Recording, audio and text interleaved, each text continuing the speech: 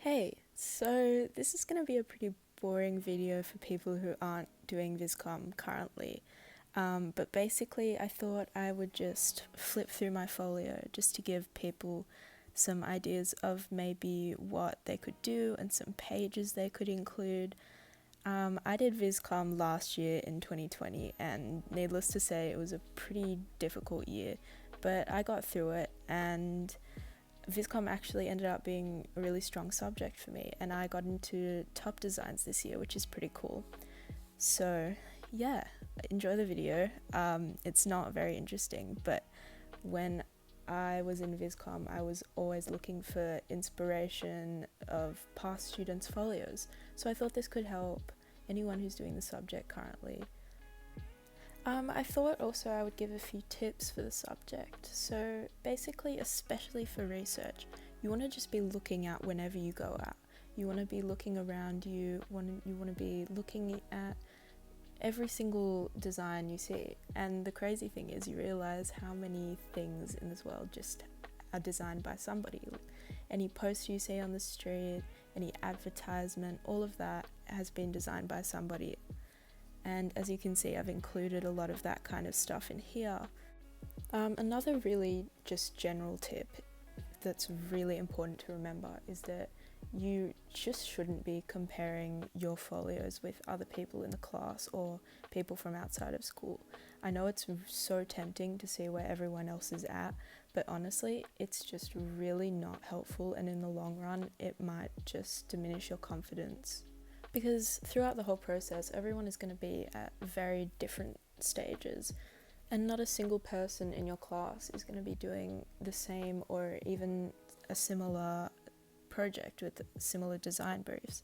So comparing yourself doesn't help. It's definitely great to get inspiration from your classmates with, bouncing ideas around, but definitely do not go at someone else's folio and be like, wow, that's so good, I wish mine was as good as that. Because let me tell you, it is. And when other people look at your folio, they're definitely thinking the same thing about yours.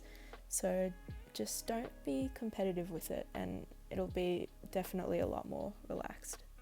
So we're coming to the end of my first folio, which was mainly just my brief, research, and idea generation. So my second folio is focused on development and refinement, as well as showing the process of the final presentations. This was definitely the most time-consuming and stressful part of the folio, but it's really important to break everything up into little bits. Don't overwhelm yourself with a whole lot of different tasks at once. As well as this, it's really important to explore the different materials you have access to, especially at school. You'll be surprised how many different resources you have. Like here, that was a collage that I just made out of leaves I found in the playground. Especially with Corona, it was difficult to access certain materials and things, but you do find that anything can be turned into a design, and it sounds really cringeworthy, but it's true. This was a collage I just made out of paper, and I really liked that design, even though I didn't use it in the end. Another really general but important thing to remember while doing your folio is that you should be double checking the specifications, the study design, to see that you're including everything that you need to. So for example, in the research stage, obviously you need your observational drawings and all of that. You really don't want to miss out on any of that stuff, because it could be really detrimental to your mark.